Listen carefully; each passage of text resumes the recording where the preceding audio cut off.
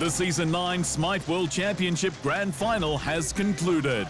Through strategic god lineups, world-class team play, and the hunger for victory, one Smite super team stood tall at the Esports Stadium Arlington in Texas. Two formidable teams lined up for thousands of dollars in prize wins and that all-important title of Smite Pro League World Champion. It has been an absolutely incredible weekend of Smite. We've seen champions fall and underdogs rise. But when kings on their thrones face titans on their summits, anything can happen in the battleground of the gods. It is time for the Season 9 Smite World Championship Grand Finals.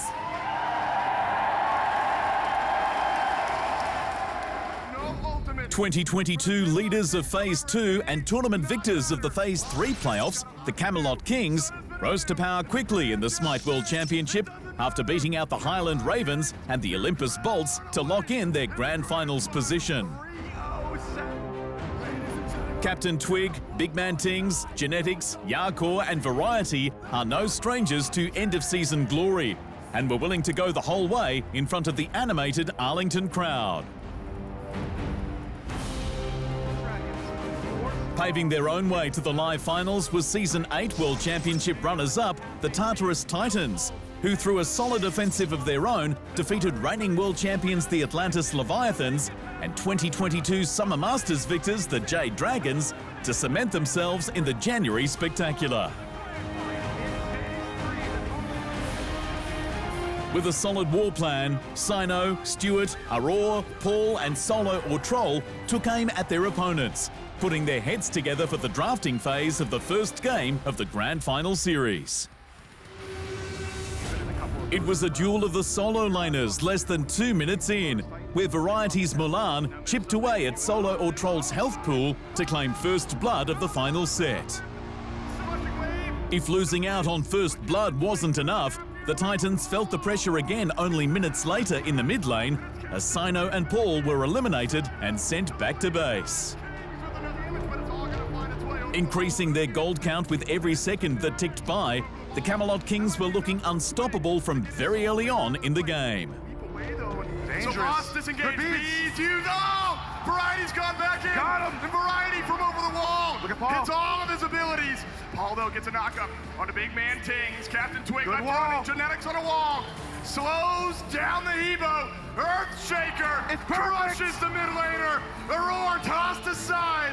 And a killing spree for BMT. With the first tower claimed, the Kings set their sights on the Gold Fury. The Titans attempted to snap up a speedy fire giant, but chose to retreat once Variety scouted them out. Punished in their own jungle, the Titans lost 3 members during the Kings' pursuit. With nothing to challenge them, the team in red laid claim to the game's first fire giant before turning their attention towards further gold farming. Imbued with the fire giant buff, the Kings defended their left side trebuchet long enough to take down the first Phoenix tower of the game. The fans knew that the Tartarus Titans were in a world of trouble.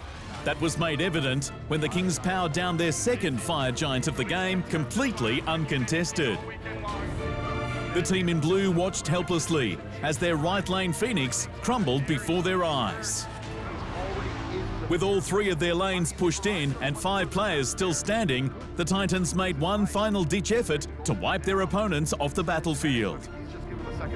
Myth, we are 25 minutes into game number 1. The Titans have had no leg to stand on throughout it, and they'll end with that one. The Kings, they're gonna strike first blood in the grand final. Just clinical from the Camelot Kings. It starts early and it ends early. An emphatic statement match. Genetics, look at them. With their first win locked in, the Camelot Kings sent a message to their Smite Pro League counterparts and to the roaring Texan crowd that they came to the World Championship to win.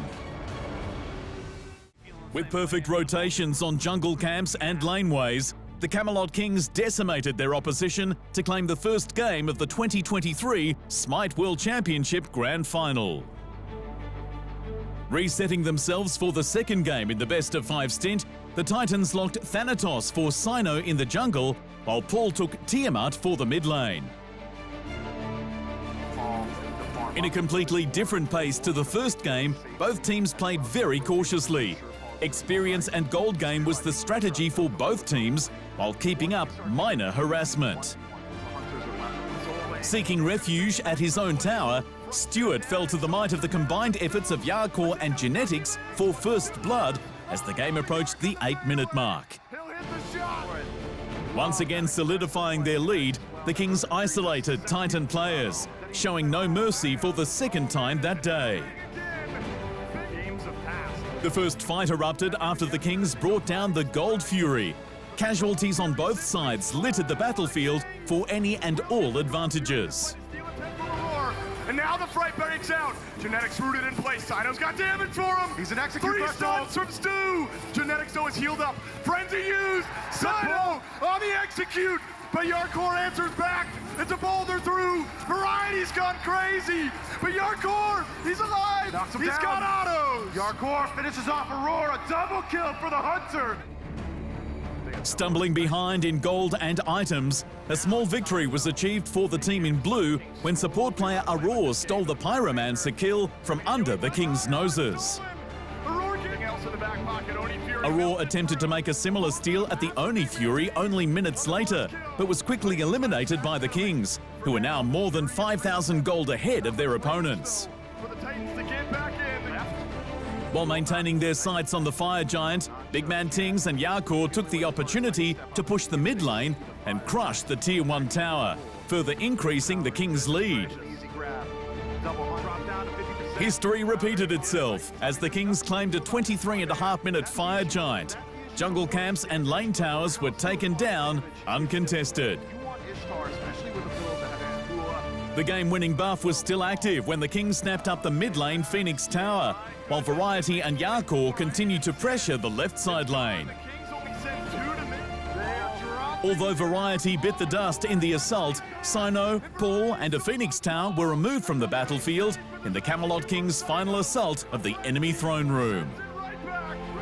With a broken down defense, the Titans once again could do nothing to stop the Kings from dropping their Titan. Captain Twig has so much damage, a little bit of CC, anybody on the Titan's dead. You've got double ADC and you've got confidence. That's all the Kings have needed. That's all they'll need in game number 2 in the Smite World Championship Grand Finals to your Camelot Kings. Back-to-back games with flawless domination. The Camelot Kings were in a league of their own as they stood at Smite World Championship tournament points. The Titans needed to form a wrecking ball of a team in the third game of the series. Ravana was chosen for solo or troll in the solo lane, while Ishtar, Pele and Hebo sliced through the jungle camps, mid and duo lanes respectively. It was the Tartarus Titans' turn to secure first blood as Captain Twig's jungle farm came under attack. Cyno and solo or troll deleted him before forcing Variety out. Big Man Tings fell not once but 3 times in the following minutes as Cyno and Paul rotated into the mid lane. The Titans were finally taking back control as the crowd got behind every small win that they could find. In a battle for the Pyromancer, Genetics initiated combat. It didn't end well for Captain Twig as the Titans pushed the Kings out of the zone.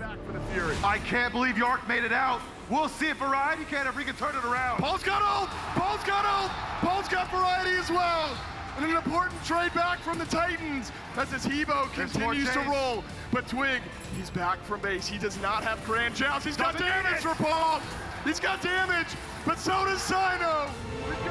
Finals pressure forced a high-scoring early game, but despite the Titans' kill lead, the gold count was almost dead even.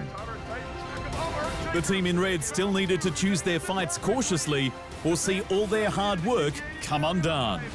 But the Camelot Kings, they've trapped the Tartarus Titans. They've trapped Paul, who a crushing wave away, and Variety's having none of it. Cyno standing, but barely. How'd he get just out? walks himself out. Paul post-mortem with the water carpet keeps his jungler alive. But look at the time. Map objectives were snapped up when they could. The Titans laid claim to the Gold Fury, while the Kings took down the Pyromancer. So it is a traded out zone. Who's gonna be? All the farming and fighting led to the 23-minute brawl for the game's first Fire Giant. The Kings secured the last hit, but lost Yakor soon after during the conflict. He's gonna lose his buff to Paul. Twig wants A it. fight to end it all broke out in the Titans' side jungle as Aurora, Paul and Stuart fell on the battlefield. With the Fire Giant buff still active, the Kings dropped their first Phoenix Tower completely uncontested. A weakened Titans defense allowed for Captain Twig and his crew to bombard the mid lane. With Aurora, Paul and Stuart waiting to respawn, the half-hour mark became the perfect time for the Kings to seal their win. They've done it! The Camelot Kings, after one more fight, they'll get the ring for Twig, untouched, unscathed. Bow down to your kings, the Camelot Kings, champions of the world. Not a single loss for the Camelot Kings at this event. It may have looked iffy at times, but you have to put faith in your rulers. The Tartarus Titans fall. They may have fought back. In 3 heart-pounding games, the Camelot Kings proved to the world of esports that they are gods among men when it comes to professional level Smite. Under the leadership of Coach Biggie, Variety, Captain Twig, Big Man Tings, Yakor and Genetics became the 2023 Smite World Champions, inspiring fans of the game right around the globe. Thanks for watching.